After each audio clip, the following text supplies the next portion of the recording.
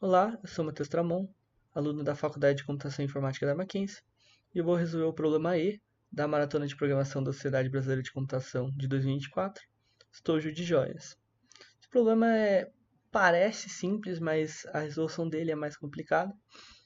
Ele mexe com matriz, né? Então, aqui você tem um estojo de joias onde você tem uma quantidade de joias em cada quadrado da matriz.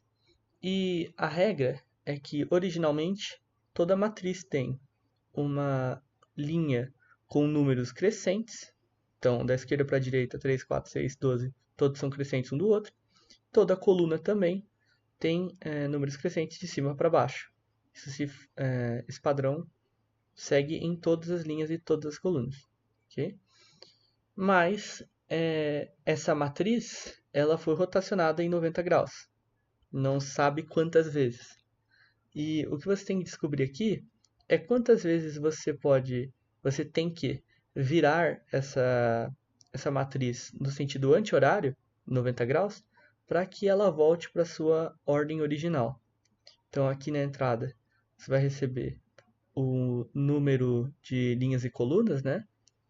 E depois o valor, a quantidade de joias em cada quadrado. E você tem que imprimir na saída o número de rotações anti-horárias que tem que se fazer para que ela volte ao seu estado original, seguindo essa regra crescente. Ok? Bom, vamos lá. Eu vou resolver o problema em Java. Então, New Java Class. O problema, como ele é o problema E, tem que se chamar E. Ok? Espera inicializar.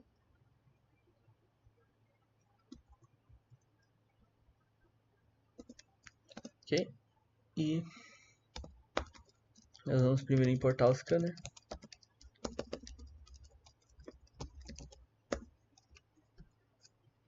E criar o scanner.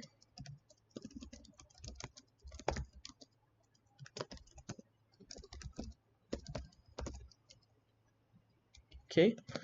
E aqui a gente vai primeiro receber a variável do tamanho da matriz.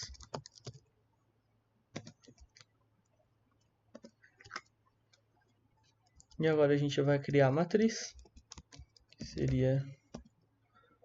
Normalmente seria assim, mas novamente nós vamos criar uma terceira dimensão. Porque precisamos contar as rotações. Em que rotação esse estojo está, né? Então, primeiro nós recebemos o tamanho das linhas da coluna e das colunas. E aqui, como você só pode rotacionar antes dele voltar para a mesma posição 3 vezes, nós vamos colocar 3 mais 1, ou seja, 4, para contar pela primeira rotação, pelo estado pré-rotação, que seria 0. Okay? Então, vamos definir esse tamanho como 4, da dimensão de rotações. Ok? E agora nós vamos preencher esse estojo, né, com os inputs. Então,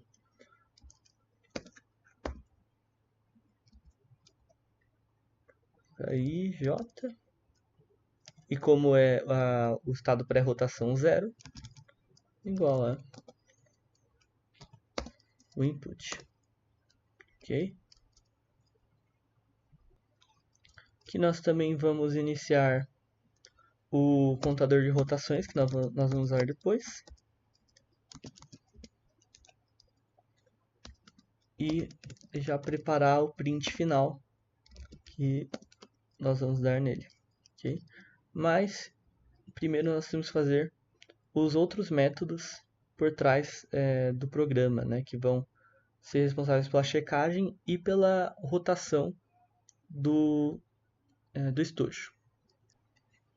Agora a gente vai fazer o método da checagem. Então, public static boolean checagem. E a gente vai receber o estojo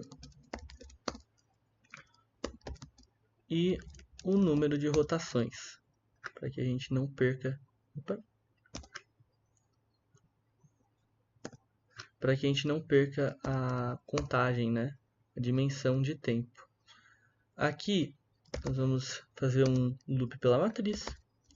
Toma cuidado para não estourar o tamanho da matriz, então sempre coloca um -1 aqui. Nós não queremos passar da última casa de cada linha de cada coluna. E para cada casa a gente vai fazer um if. Se para a casa atual, se você tem se a casa atual é maior do que a casa à frente dela, seja na linha, seja na coluna, isso quer dizer que não está em ordem crescente. Portanto, nós temos que retornar falso aqui. Deixa eu fazer o da coluna também. Só copiar, né?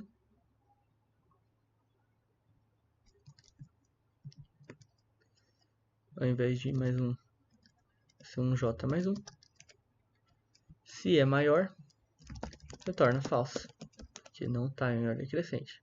Se passar por esse teste, retorna verdadeiro, quer dizer que a checagem deu certo e esse estojo está em ordem crescente. Okay?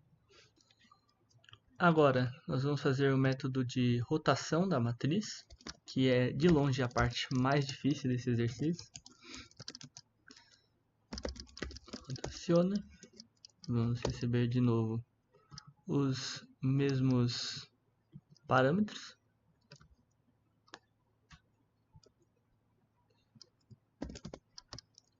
E nós vamos iterar pela matriz, certo? Ok.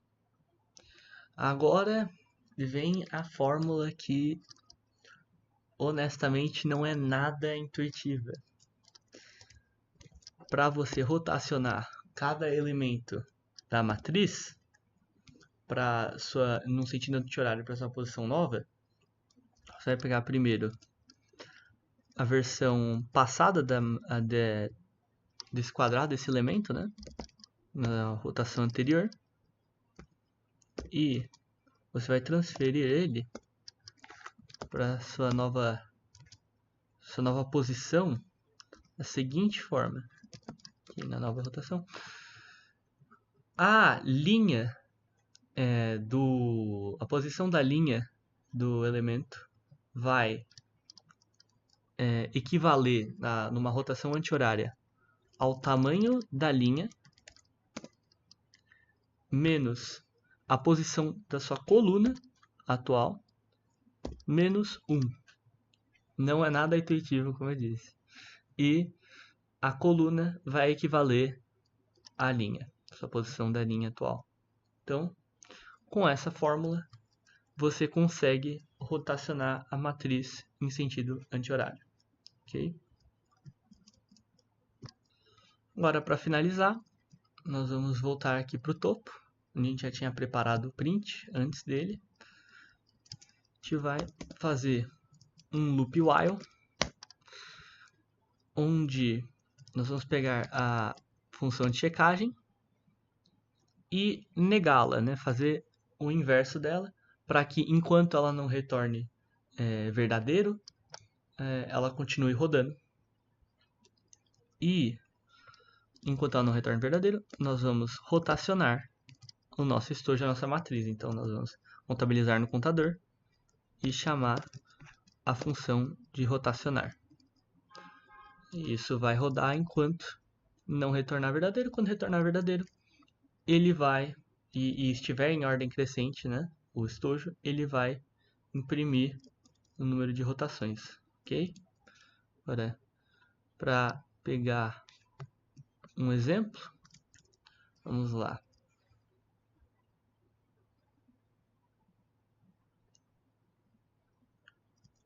Vou pegar um tamanho 4. Eu vou preencher o estojo aqui.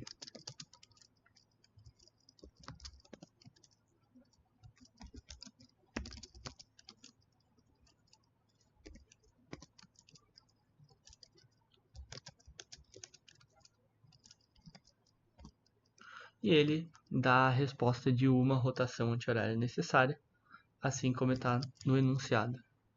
Se a gente pegar outro exemplo do enunciado, uma matriz de 3,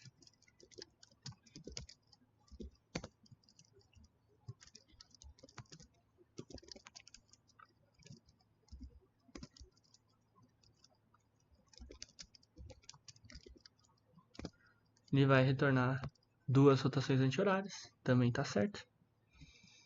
E uma matriz de 2, bem simples, ele vai retornar 3, também de acordo com o enunciado, ok? Agora eu vou submeter o problema no Codeforces.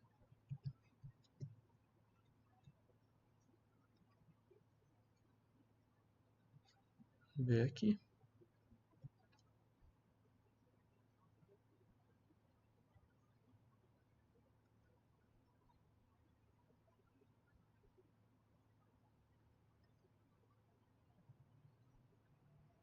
E aceito.